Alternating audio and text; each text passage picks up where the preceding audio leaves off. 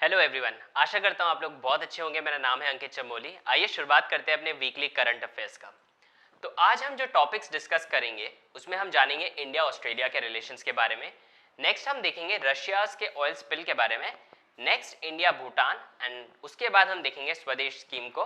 And last में हम cover करेंगे कुछ important news headlines. So let's begin. India and Australia. So India and Australia के बीच में अभी recently first ever India Australia virtual summit was held between PM Modi and the Australian prime minister, Australian counterpart मतलब Australian prime minister Scott Morrison. तो virtual summit क्या हुआ? Virtual summit को आप सीधा सीधा समझिए वीडियो कॉन्फ्रेंसिंग। तो वीडियो कॉन्फ्रेंसिंग के जरिए इन लोगों की बात हुई और उसमें उन लोगों ने MOUs साइन किए। MOUs that is memorandum of understanding. अब मेमोरेंडम ऑफ अंडरस्टैंडिंग क्या होता है? देखिए, मेमोरेंडम ऑफ अंडरस्टैंडिंग होता है एक एग्रीमेंट के फॉर्म में होता है, एक कॉन्ट्रैक्ट आप कह सकते हैं जो नॉन बाइंडिंग हो जाएगा। बेसिकली वो एक अंडरस्टैंडिंग है, उससे एक चीज के ऊपर, निष्कर्ष के ऊपर आने की कोशिश करी जाती है। So this is MOU। अब इन लोगों ने करीब 8 MOUs साइन करे थे, उसमें जो बहुत ही ज्यादा इंपॉर्टेंट है that is MLSA which is mutual logistics support agreement। तो म्यूचुअल लॉजिस्टिक सपोर्ट एग्रीमेंट। अब MLSA जो होता है ये क्या चीज है?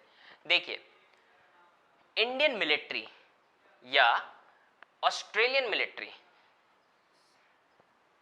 इस केस में हम एक ले लेते हैं, नेवी ले लेते हैं।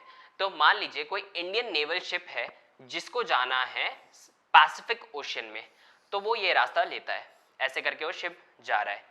रास्ते में क्या होता है, उस शिप को या तो फ्यूल या कोई एसेंशियल सप्लाईज उसकी जरूरत पड़ती है। तो अब क्या होगा, वो जो शिप है क्या वो वापस इंडिया आएगा इतना सारा डिस्टेंस कवर करके? या उसके लिए तो फायदा यही है कि वो यहां पर से किसी तरीके से रिफ्यूलिंग करे। तो मान लीजिए ऑस्ट्रेलिया को कोई मिलिट्री बेस यहां पर है, तो अब इस MOU के बाद जो MLSA हमने देखा, MLSA mutual logistics support agreement, उससे क्या फायदा होगा कि इंडिया एंड ऑस्ट्रेलिया के बीच में कभी भी ऐसी सिचुएशन होती है, मान लीजिए यही सिचुएशन अगर ऑस्ट्रेलियन नेवी शिप इंडिया के आसपास कहीं फेस करती, तो वो इंडिया के मिलिट्री बेस पे अपना रिफ्यूलिंग या एसेंशियल सप्लाईज ले सकता था। तो this is what the MLSA is all about, कि inter sharing of the military basis. This was the major agreement in that area. तो ये जो रीजन है जो आप मैप देख रहे हैं, this is a very very important arena because of the current situation. यहाँ पर जो मेजर प्लेयर्स हैं like China, India, Australia, China अपना जो दबदबा है वो इस रीजन में काफ़ी ज़्यादा इन्फ्लुएंस बढ़ा रहा है। साउथ चाइना सी जिसको हम बोलते हैं, काफ़ी सारे आइलैंड्स जो हैं जैसे कि वनाटू और जितने भी यहाँ छोटे छोटे कंट्री या आइलैंड्स जो यहाँ पर हैं, उसमें भी चाइना अपना इन्वेस्टमेंट कर रहा है। तो इंडिया एंड ऑस्ट्रेलिया का यहाँ पर जो है म्यूचुअल एग्रीमेंट, म्यूचुअल कंसेंट से जो ये लोग काम कर रहे हैं, दैट बिकम्स वेरी इंपॉर्टेंट। तो अगर हम ऑस्ट्रेलिया की बात करें तो ऑस्ट्रेलिया की काफी इंपॉर्टेंट जो सिटीज हैं, first is Sydney, then there is Canberra and third is Melbourne. Australia की जो कैपिटल है दैट इज कैनबरा। ऑस्ट्रेलिया की जो मेजर पॉपुलेशन है वो इस रीजन में रहती है, दैट इज ईस्ट कोस्ट पर, क्योंकि ये जो पूरा रीजन है this is very much covered with desert. जो ऑस्ट्रेलिया है उसका इंपॉर्टेंट जो फिजिकल फीचर एक यहां पर आ जाता है that is the great barrier reef which becomes very very important. Tasmania जो रीजन है, जो ये आइलैंड आपको दिख रहा है छोटा सा Tasmania, that also belongs to Australia. अब हम आगे देखेंगे तो अब हम बात करेंगे क्वाड ग्रुप की। क्वाड क्या है? The Quad is a quadrilateral security dialogue also known as the Quad, जिसको हम क्वाड ही कहते हैं, as an informal strategic dialogue between the United States, Japan, Australia and India.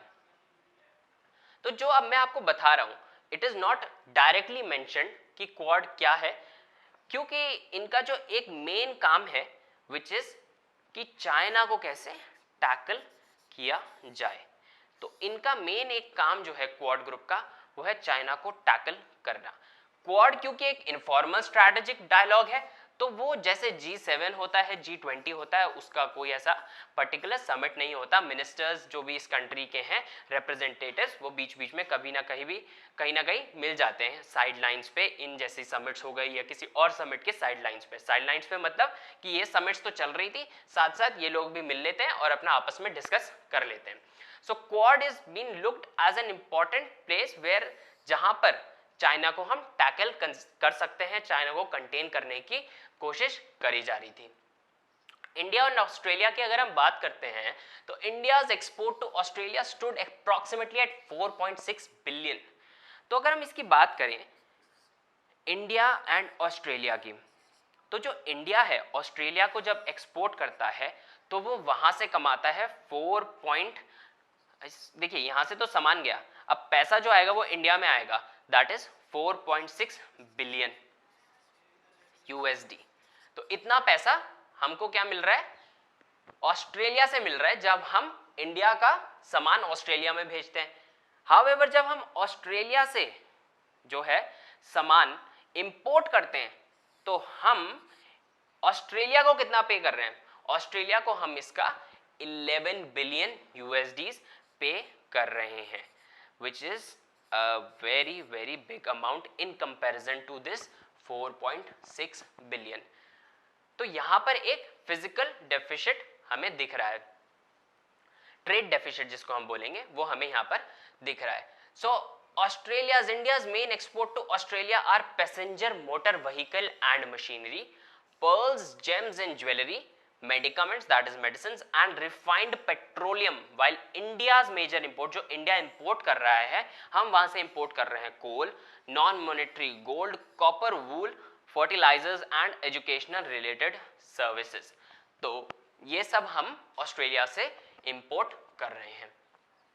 अब इंडिया एंड ऑस्ट्रेलिया क्यों इतना इंपॉर्टेंट हो जाता है, ये समिट क्यों इतना ज्यादा इंपॉर्टेंट थी, वो आपको इस वाले पैराग्राफ में समझ आएगा। India is the third largest source of immigrants. अब इंडिया से जो इमिग्रेंट्स हैं जो ऑस्ट्रेलिया जाके रह रहे हैं, it is the third largest source of immigrants for Australia and the second largest source for skilled professionals. देखिए इंडियन प्रोफेशनल्स जो स्किल्ड प्रोफेशनल्स हैं जैसे डॉक्टर्स, इंजीनियर्स, शेफ्स, जो भी प्रोफेशनल स्किल्ड प्रोफेशनल्स हैं, वो सेकेंड लार्जेस्ट सोर्स है Australian economy में। देखिए वो ऑस्ट्रेलिया में जाके इकोनॉमी में कंट्रीब्यूट कर रहे हैं। हाँ ऑफ कोर्स इंडिया में वो रेमिटेंस भेज रहे हैं, that's another topic to discuss, but Australia की इकोनॉमी में ऑस्ट्रेलिया का जो अभी डेवलपमेंट है उसमें इंडिया का काफी बड़ा रोल हो जाता है।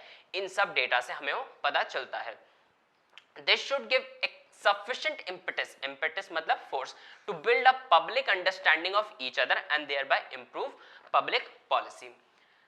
Australia and India are committed to working together to enhance maritime cooperation.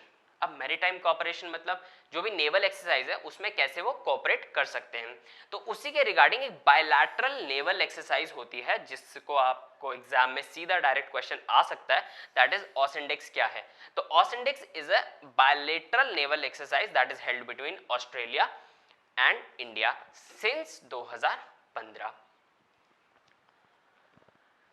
अब हम बात करते हैं मालाबार एक्सरसाइज की, काफी इंपॉर्टेंट है। Malabar exercise is a trilateral naval exercise involving United States, Japan and India. तो मालाबार एक्सरसाइज में क्या क्या है, कौन कौन पार्टनर्स हैं, एक है US, then India and third is Japan.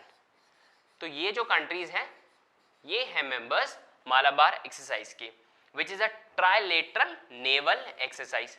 तो जो ये मालाबार एक्सरसाइज है इसको हम ऑस्ट्रेलिया और इंडिया के रिलेशंस में क्यों डिस्कस कर रहे हैं, आपको ध्यान होगा अभी हमने बात करी थी क्वाड ग्रुप के बारे में। तो क्वाड ग्रुप क्या है, बस इसी सारी कंट्रीज में इंडिया, यूएसए और जापान में आप ऐड कर लीजिए प्लस ऑस्ट्रेलिया, ये आपका बन गया क्वाड ग्रुप। अब जब आपके पास ये क्वाड ग्रुप आ गया तो मालाबार एक्सरसाइज में किस कंट्री की कमी है, केवल ऑस्ट्रेलिया की। तो अभी क्या बात चल रही है, देखिए ऑस्ट्रेलिया ने काफी अटेम्प्ट किया है, और ऐसा नहीं कि ऑस्ट्रेलिया ने इस एक्सरसाइज में कभी पार्ट नहीं लिया है, उसने लिया है, बट एज एन ऑब्जर्वर उसमें पार्ट लिया, as not as a permanent कि जो उसमें हमेशा पार्ट लेती हो। तो एज अ कंट्री जब ऑस्ट्रेलिया इसमें ज्वाइन होने की अभी काफ़ी ज़्यादा संभावना है, क्योंकि हमको अब चाइना का इन्फ्लुएंस को जैसे जैसे चाइना साउथ चाइना सी में या और जो अपना पैसिफिक ओशन में उसमें दबदबा बढ़ा रही है, उसको देखते हुए मालाबार एक्सरसाइज काफ़ी इंपॉर्टेंट हो जाती है, और इसमें ऑस्ट्रेलिया का एडिशन आपको जल्द ही दिख सकता है। ओरिजिनली जो ये थी, it began in 1992 as a bilateral exercise. Bilateral मतलब केवल दो कंट्रीज के बीच में हो रही थी, which is India and United states. However Japan इसमें एक परमानेंट पार्टनर बना इन 2015, और जैसे मैंने आपको बोला फ्यूचर में आपको इसमें ऑस्ट्रेलिया भी एज अ पार्टनर दिख सकता है। नेक्स्ट हम देखेंगे स्पिल इन रशियाज आर्टिक नॉर्थ। रशिया में काफी बड़ी इमरजेंसी एक तो डिक्लेयर भी करी गई है, और एक इमरजेंसी सिचुएशन भी है, एक नेचुरल डिजास्टर एनवायरनमेंट पे काफी ज्यादा जिसका नुकसान होगा वो देखा गया है, क्योंकि यहां पर रिसेंटली 20,000 टन ऑफ डीजल जो है वो एक रिवर में चला गया है। Very unfortunate. देखिए आप कैसे यहाँ पर ये पूरा आपको दिख रहा होगा, it has all spilled into this river. कुछ और इमेजेस देखिए, पूरा जो है यहाँ पर डीजल आपको दिख रहा होगा, ये हो गया, आप इस बॉटल में देख सकते हैं, इससे कलेक्ट करा हुआ ये पानी है, तो इसमें कितना ज़्यादा डीजल है। इट हैज़ बिकम, मतलब इसको पीने योग्य तो है ही नहीं, ना कि इसमें लाइफ फॉर्म्स हो सकती है, और इस पे इतना सारा पैसा खर्च होगा इसको क्लीन करने में कि जिसको सालों लग जाएंगे। So it's a very big natural नहीं मैन मेड डिजास्टर। कुछ और इमेजेस, तो अब हम बात करते हैं इसकी लोकेशन की। देखिए रशिया जो है उसकी कैपिटल हमें दिखती है मॉस्को, और यहां पर क्या हुआ है, एक लेक पाइसिनो आपको दिख रही है, ये इंपॉर्टेंट हो जाती है एग्जाम के पॉइंट ऑफ व्यू से। अब हम बात करेंगे जो हमारा मेन चीज है नॉरल्स के बारे में। नॉरल्स जो है वो एक शहर है which is basically an industrial area. अब ये जो है इंडस्ट्रियल एरिया है, यहाँ पर इंडस्ट्रियल एक्टिविटीज होती होंगी, जाहिर सी बात है।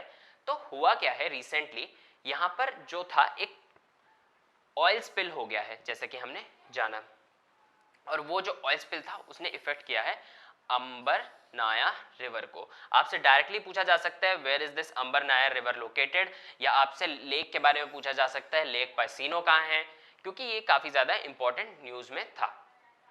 तो ये तो हमने जाना कि एक ऑयल स्पिल हुआ और इस पे रशिया काफी ज्यादा इन्वेस्टमेंट करेगा और उसको ये सब ठीक करना पड़ेगा, बट ये हुआ क्यों, देखिए इसको हम अभी देखते हैं। देखिए जो ये ऑयल स्पिल था, बेसिकली यहाँ पर ऑयल टैंकर्स में से ऑयल जो कंटेनर्स थे उसमें से ये ऑयल डीजल ऑयल स्पिल हो गया।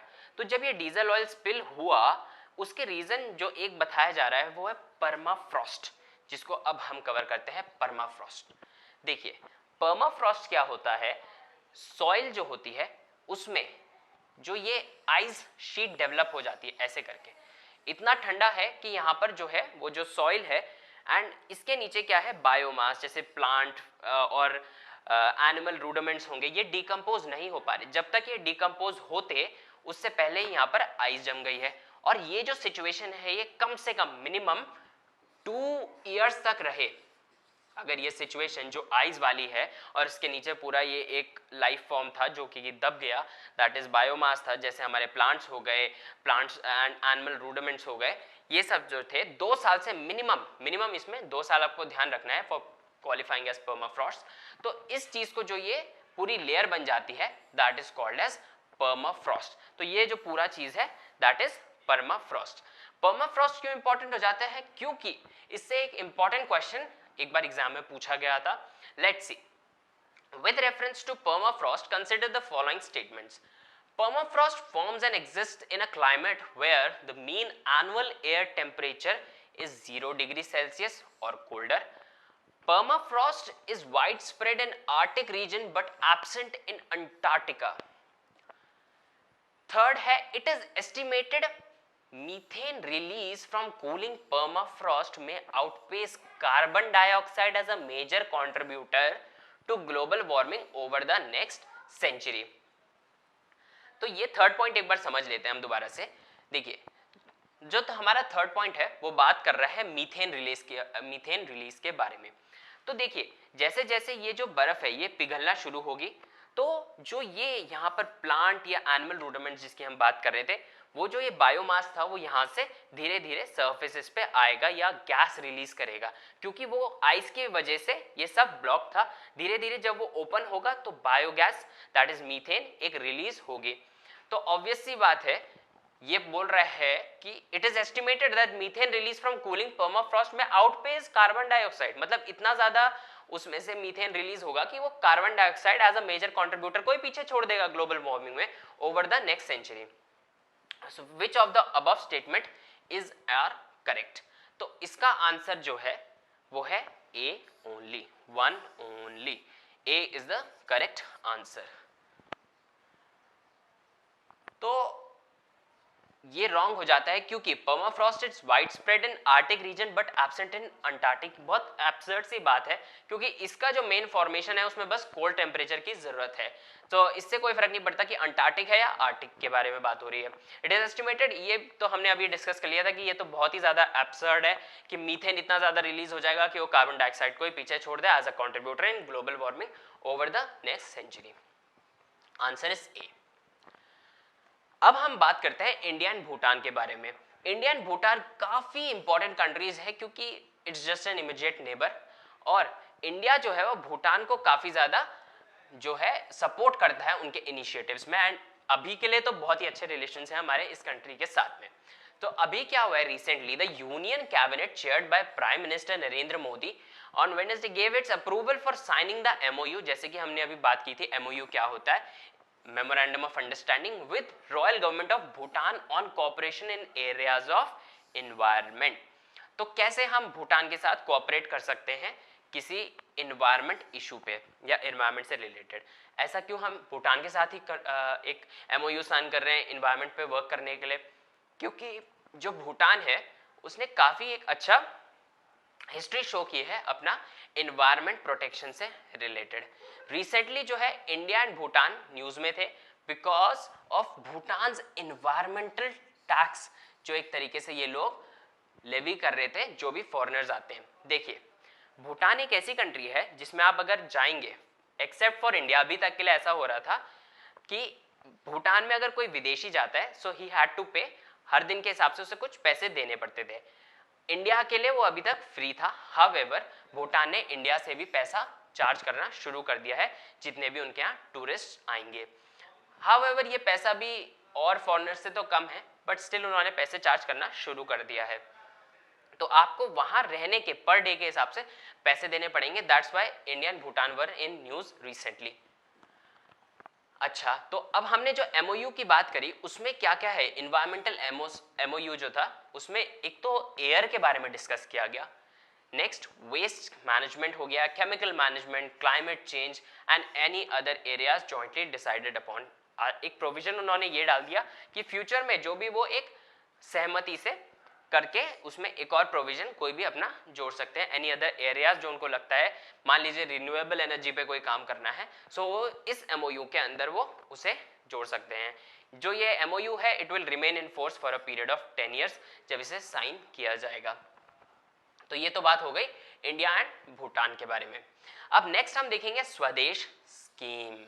स्वदेश स्कीम है काफी इंपॉर्टेंट हो जाती है क्योंकि अभी जो है वंदे भारत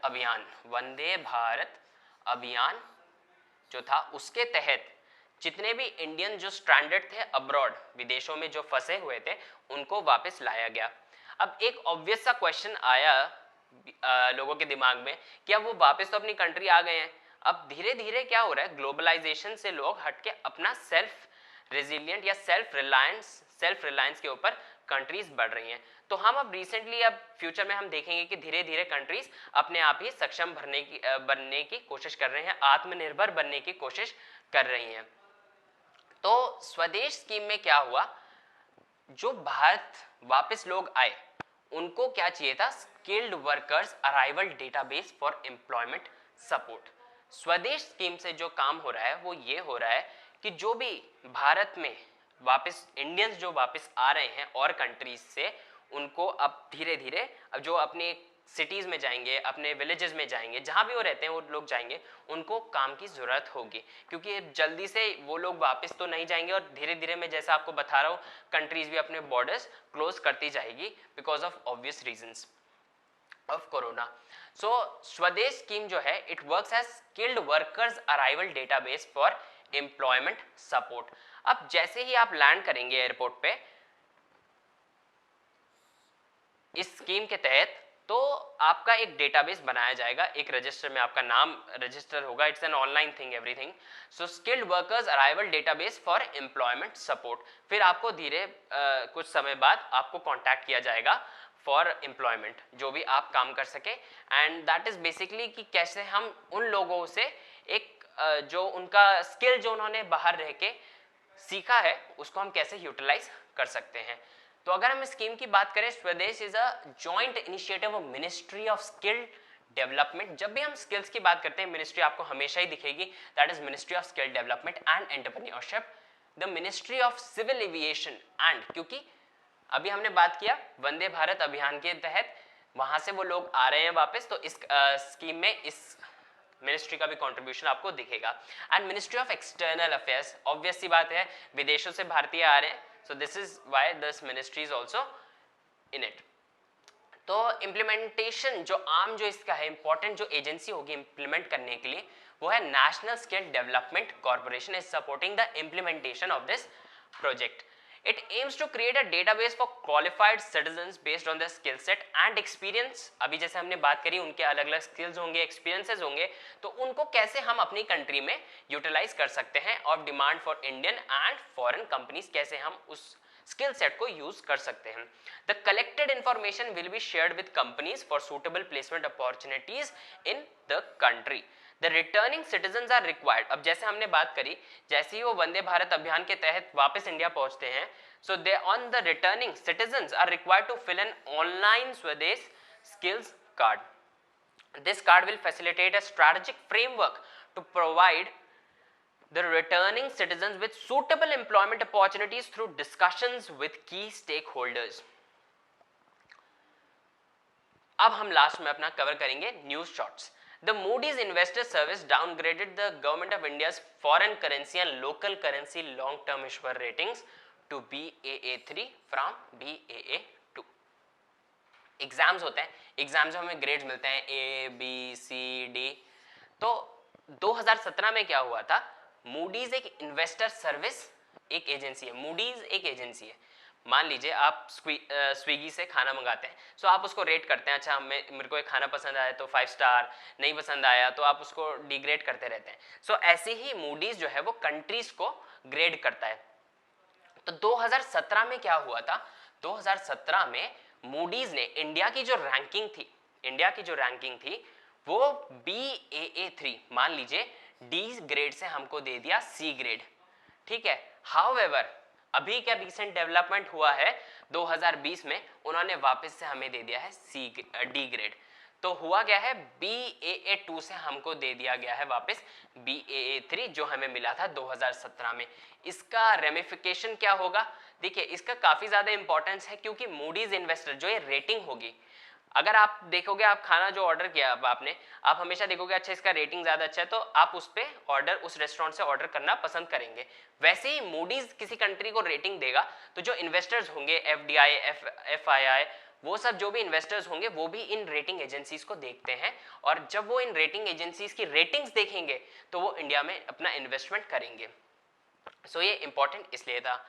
नेक्स्ट हम देखेंगे union cabinet has given its approval to rename Kolkata port as Shyama Prasad Mukherjee port. काफी इंपॉर्टेंट हो जाता है, काफी सारे नेम चेंजेस हुए हैं. एंड अब हम देखेंगे union road minister launch the UNDP national awareness campaign on prevention of human and animal mortality on highways. एक इंपॉर्टेंट चीज जो है, भारत में हर साल 5 लाख रोड एक्सीडेंट्स होते हैं, जिसमें करीब 1.5 लाख लोग हर वर्ष मारे जाते हैं. तो जब इतने सारे लोग मरते हैं, एक रोड एक्सीडेंट में, तो कंट्री को भी ह्यूमन रिसोर्स का काफ़ी बड़ा लॉस होता है। So Indian union road minister launched the UNDP, United Nations Development Program, National Awareness Campaign on Prevention of Human and Animal Mortality on Highways। कैसे हम इस मोर्टेलिटी को, इस मृत्यु दर को कम कर सकते हैं। Power minister launched I commit initiative. कैसे हम एनर्जी को सेव कर सकते हैं, वो इससे रिलेटेड है। आपसे सीधा सीधा पूछा जा सकता है what is I commit initiative, कौन सी मिनिस्ट्री से रिलेटेड है, इसका काम क्या है। सो इसका काम बेसिकली यही है कि हम कैसे अपनी एनर्जी को कंजर्व कर सकते हैं, इलेक्ट्रिसिटी, वाटर, एनर्जी, जो भी हमारे रिसोर्सेज हैं या एनर्जी है स्पेशली, क्योंकि हम पावर मिनिस्ट्री की बात कर रहे हैं, तो आई कमिट इनिशिएटिव इससे रिलेटेड है। नेक्स्ट हम देखेंगे EESL। EESL is energy efficiency services limited. इस कंपनी का जिक्र आपने, अगर अभी रिसेंटली क्या हुआ था कुछ समय पहले, 1-1.5 साल पहले, या अभी भी शायद मिल रहे हो तो आई डोंट नो, आपको बल्ब मिल रहे थे LED bulb from the government, तो आपने देखा होगा उसका जो कवर रहा था उस पर भी इस कंपनी का नाम था, that is energy efficiency services limited. तो it's a important major Indian company. उसने US agency for international developments, एक प्रोग्राम इन्होंने इनिशिएट किया है जिसका नाम है मैत्री। इसका फुल फॉर्म है the market integration and transformation programme for energy efficiency. एक चीज कॉन्सेप्ट है ग्रीन बिल्डिंग का।